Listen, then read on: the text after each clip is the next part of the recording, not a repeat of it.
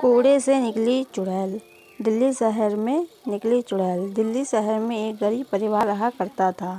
उसका घर सड़क के नज़दीक होने की वजह से अक्सर उसके घर के बाहर कूड़ा रहता था। दिन पर दिन उस सड़क पर कूड़ा बढ़ता जा रहा था। एक दिन अचानक उस कूड़े से एक चुड़ैल निकलती है। चुड़ैल गुस्से में, तुम लोग ने तो मुझे चैन से सोने भी नहीं दिया, अब कुछ करना होगा। ऐसा कहते ही उसके मुंह पर एक केले का छिलका आ गिरता है। यह एक गाड़ी वाले ने किया होता है जो अपने परिवार के साथ वहाँ से गुजर रहा होता है। गाड़ी वाले की बीवी, सुनो जी, ऐसा नहीं करना चाहिए। गाड़ी वाला, अरे क्या हुआ, एक केला ही तो था, वैसे भी उतनी गर्मी में उसको जल के ख़त्म हो जाना है। अब ये सब मैं गाड़ी में थोड़ी ही रखता। कोई कूड़े उठाने वाली गाड़ी थोड़ी है जिसके घर के बाहर गिरा है वह सफाई करे। गाड़ी वाले की बीबी, अब जो गलत है सो गलत है, अब कौन समझाए आपको। गाड़ी वाला, जब समझा नहीं सकती हो तो कोशिश करती क्यों हो। हा हा हा, आई बड़ी सफाई रखने वाली। चुड़ैल गुस्से में, इसकी ये जुर्रत अभी बताती हूँ। ऐसा कहकर वह उस गाड़ी के पीछे लटक जाती है और उसका पीछा करते करते उस आदमी के घर तक पहुँच जाती है। रात हो जाती है और सभी सो जाते हैं। कुछ देर बाद वह आदमी वॉशरूम जाता है और फ्रिज में रखा खाना बिना हाथ धोए खाने लग जाता है। वह चुड़ैल ये सब देख रही होती है। जैसे ही वह अपने कमरे में आता है, चुड़ैल उसके सिरहाने के पास खड़ी होती है। यह देखकर आदमी जोर से चिल्लाने लगता है। आदमी, बचाओ बचाओ, भूत भूत भूत। पत्नी, क्या हुआ, कहाँ है भूत। यहाँ तो कोई भी भूत नहीं है, आप बस भूत की बात करते हैं, हंसते हुए सो जाओ। जैसे ही वह आदमी सो जाता है, चुड़ैल फिर से वहाँ आती है और अपनी जीभ से उस आदमी के हाथों पर अपना थूक लगा देती है। अगले दिन वह आदमी काम से बाहर जाता है तो देखता है कि उसकी गाड़ी पंचर खड़ी होती है। आदमी, अरे इसे भी आज ही खराब होना था, अब इन गरीबों के ऑटो पर जाना होगा।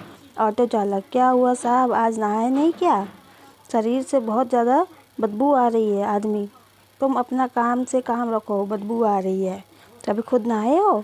यह गाड़ी वाला आदमी काफ़ी कुछ बोलने लग जाता है। जैसे ही ऑटो चालक अपने शीशे से पीछे देखता है, वह डर से सहम जाता है क्योंकि वह उस चुड़ैल को भी देख लेता है जो उस आदमी के साथ होती है। कुछ देर बाद आदमी, कितना हुआ। ऑटो चालक, 100 रुपया साहब। ऑटो वाला पैसा लेता है और घर चला जाता है। घर पहुंचते ही उस ऑटो चालक को बुखार चढ़ जाता है। उसका बुखार देखकर उसकी पत्नी परेशान हो जाती है और उसको दवाई देकर आराम करने को कहती है, लेकिन उसका बुखार कम नहीं होता। कुछ देर बाद ऑटो चालक कहता है, सांस खींचते हुए, सुनो, मुझे सांस में तकलीफ हो रही है। ऑटो चालक की पत्नी, डॉक्टर साहब, आप क्यों नहीं देखते मेरे पति को।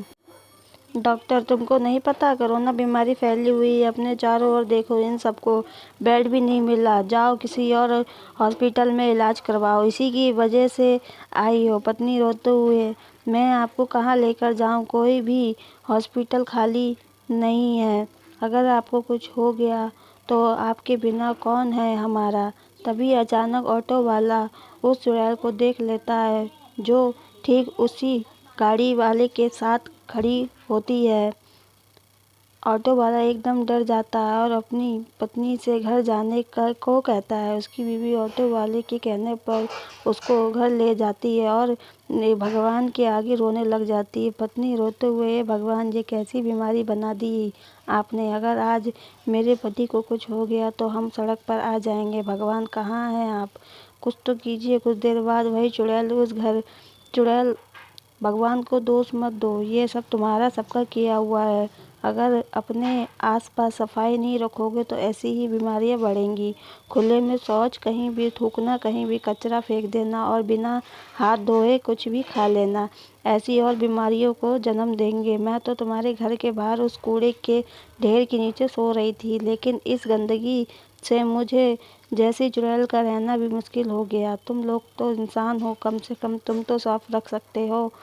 पत्नी, आप बिल्कुल ठीक कह रही हैं, आज से मैं अपने आसपास सफाई रखूंगी, मगर आपको नहीं लगता जितना मैं दोषी हूँ उतनी ही ये गाड़ी वाले लोग भी हैं। यह सुनकर चुड़ैल ऑटो वाले के पति को ठीक कर देती है और अगले दिन वह दोनों अपने आसपास सफाई कर देते हैं और एक बोर्ड लगा देते हैं जिस पर लिखा होता है, कृपया यहाँ कचरा मत फेंकें। लेकिन ऑटो वाले की पत्नी ने जो कहा वह कहीं न कहीं ठीक था, क्योंकि आज जो भी गंदगी फैली है उसमें अकेला गरीब नहीं, वह गाड़ी से चलने वाले लोग भी हैं जो अपनी गाड़ी के शीशे से कचरा बाहर फेंकते हैं। तो आप वादा कीजिए कि आप अपने आसपास कूड़ा ना रहने देंगे, ना ही कूड़ा फेंकेंगे। और हमारी ये कहानी आपको कैसी लगी नीचे कमेंट सेक्शन में कमेंट ज़रूर करें। और हाँ, हमारा चैनल सब्सक्राइब करना मत भूलिए। हम जल्दी ही मिलेंगे एक नई कहानी के साथ। धन्यवाद।